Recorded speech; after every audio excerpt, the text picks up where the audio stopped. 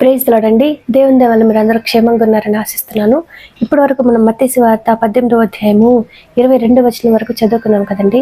ఇవాళ మిగిలిన కొన్ని వచనాలు చదువుకునే ముందు ఒక చిన్న ప్రేయర్ చేసుకుందామండి. మహాపరిశుద్ధుడైన యేసయ్య నీకే వందనాలు తండ్రి. నాయన ఇంతవరకు మమ్మల్ని సజీవ లెక్కలు పెట్టేసయ్యా.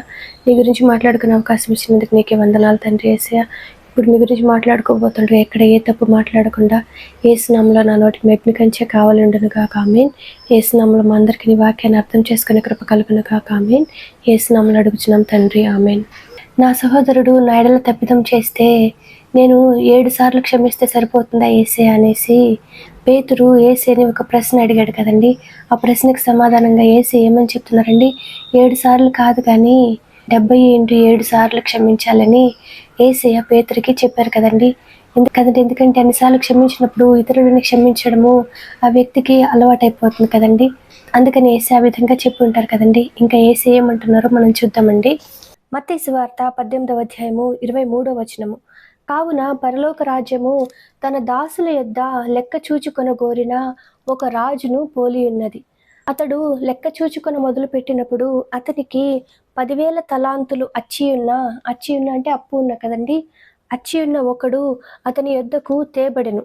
అప్పు తీర్చుటకు వాని యొద్ద ఏమీయూ లేనందున వాని యజమానుడు వానిని, వాని భార్యను, పిల్లలను, వానికి కలిగినది యావత్తును అమ్మి అప్పు తీర్చవలెనని ఆజ్ఞాపించెను కదండి. ఆ విధంగా రాజు ఆజ్ఞాపించినప్పుడు ఆ దాసుడు ఏం చేస్తున్నాడో మనం చూద్దామండి.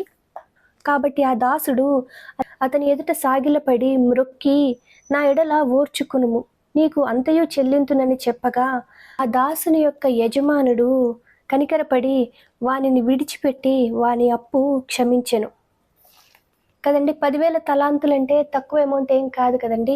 ఒక తలాంతు దాదాపుగా 3,600 రూపాయలు కదండి. అంటే 10,000 తలాంతులు అంటే చాలా ఎక్కువ మొత్తం కదండి. అయినప్పటికీ కూడా ఈ దాసుడు ఎప్పుడైతే ఈ రాజు ఎదుట సాగిలపడి మ్రొక్కి ఈ నా ఎడల ఓర్చుకొనమని రిక్వెస్ట్ చేశాడో వెంటనే ఈ రాజు ఏం చేశాడండి, ఆ అప్పు అంతటిని కూడా క్షమించేశాడంట కదండి. అంటే ఇంకా అప్పు అతను కట్టాల్సిన అవసరం లేదని రాజు చెప్పాడంట కదండి. తన యజమానుడి దగ్గర నుంచి ఇంత గొప్ప మేలు పొందుకున్న ఆ దాసుడు ఏం చేస్తున్నాడో మనం చూద్దామండి. మత్తయి సువార్త 18వ అధ్యాయము 28వ వచనము. అయితే ఆ దాసుడు బయటకు వెళ్ళి తనకు 100 దేనారములు అచ్చియున్న తన తోడి దాసులలో ఒకనిని చూచి వాని గొంతు పట్టుకొని, నీవు అచ్చియున్నది చెల్లింపుమనెను. అందుకు వాని తోడి దాసుడు సాగిలపడి, నా ఎడల ఓర్చుకొనుము, నీకు చెల్లించదనని వానిని వేడుకొనెను. కానీ వాడు ఒప్పుకొనక అచ్చియున్నది చెల్లించు వరకు వానిని చెరసాలలో వేయించెను కదండి. 100 దేనారములు అంటే 10,000 తలాంతులతో పోలిస్తే ఎంతో తక్కువ మొత్తం కదండి. అయినప్పటికీ కూడా ఈ దాసుడు తన తోటి దాసుడిని క్షమించడానికి ఒప్పుకోలేదు కదండి. ఇతడు ఏం చేస్తున్నాడండి, తన తోటి దాసుడిని ఈ అప్పు చెల్లించే వరకు కూడా జైల్లో వేపించాడంట కదండి. ఈ విషయాన్ని అందరినీ కూడా గమనిస్తున్న తోటి దాసులు ఏం చేస్తున్నారో మనం చూద్దామండి. 31వ వచనము. కాగా వాని తోడి దాసులు జరిగినది చూచి మిక్కిలి దుఃఖపడి వచ్చి జరిగినదంతయు తమ యజమానునికి వివరముగా తెలిపిరి. అప్పుడు వాని యజమానుడు వానిని పిలిపించి, చెడ్డదాసుడా, నీవు నన్ను వేడుకొంటివి కనుక నీ అప్పంతయు క్షమించి తిని, నేను నిన్ను కరుణించిన ప్రకారము నీవును నీ తోటి దాసుడిని కరుణింపవలసి ఉండెను కదా అని వానితో చెప్పెను.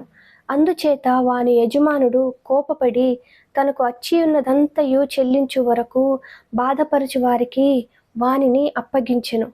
మీలో ప్రతివాడును తన సహోదరుని హృదయపూర్వకముగా క్షమింపని ఎడల నా పరలోకపు తండ్రియు ఈ ప్రకారమే మీ ఎడల చేయును అనెను కదండి. ఇదంతా చదివిన తర్వాత మనం అనుకుంటాం కదండి, మనం ఎవరికి అప్పు లేం కదా, మనం ఎవరికి అప్పు ఇవ్వలేదు కదా, మనకే ప్రాబ్లం లేదని మనం అనుకుంటాం కదండి. కానీ మనం గమనించాలి కదండి, మనం చేసిన ఎన్నో పెద్ద తప్పుల్ని యేసయ్య ఎంతో సునాయాసంగా క్షమించారు కదండి. కానీ మనం ఏం చేస్తామండి, చిన్న పిల్లలు ఏదైనా తప్పు చేస్తే మనం వెంటనే వారిని ఎంతో కఠినంగా శిక్షిస్తాం కదండి. వాళ్ళు సరైన మార్గంలో ఉండాలని శిక్షించడము సరి అయినదైతే వారిని మాటికి శిక్షించడము, వారిని భయభ్రాంతులకి గురి చేయడం అనేది సరైన పద్ధతి కాదు కదండి. కదండీ! అలాగని వారు తప్పు చేస్తున్నప్పటికి కూడా మనము శిక్షించకుండా వదిలేస్తే వారికి ఆ తప్పనేది అలవాటైపోతుంది కదండీ! కాబట్టి ఆ విధంగా కాకుండా మనము పిల్లల్ని ఏ విధంగా సరైన క్రమశిక్షణలో పెట్టాలో మనం ఆ జ్ఞానాన్ని యేసే దగ్గర నుండి అడిగి పొందుకోవాలి కదండీ! వారు పోరాడలేని శత్రువుతో మనము వారి తరపున పోరాడాలి కదండీ! ఆ విధంగా మనల్ని యేసు ఏ విధంగా అయితే క్షమించారో మనం కూడా ఇతరులను ఆ విధంగా క్షమించి యేసు దగ్గర నుండి మెప్పుని పొందే కృప యేసు నామములో మనందరికీ కలుగును గాక ఆమేన్. యేసు నామములో మనందరికీ సమాధానం కలుగును గాక ఆమేన్. ఇప్పటి వరకు మనం చదువుకున్నాము మత్తయి సువార్త 18వ అధ్యాయము 23వ వచనం నుంచి 35వ వచనం వరకు. వాక్యాన్ని అర్థం చేసుకునే కృప యేసు నామములో మనందరికీ కలుగును గాక ఆమేన్. యేసు నామములో మనందరికీ సమాధానం కలుగును గాక ఆమేన్. Praise the lord.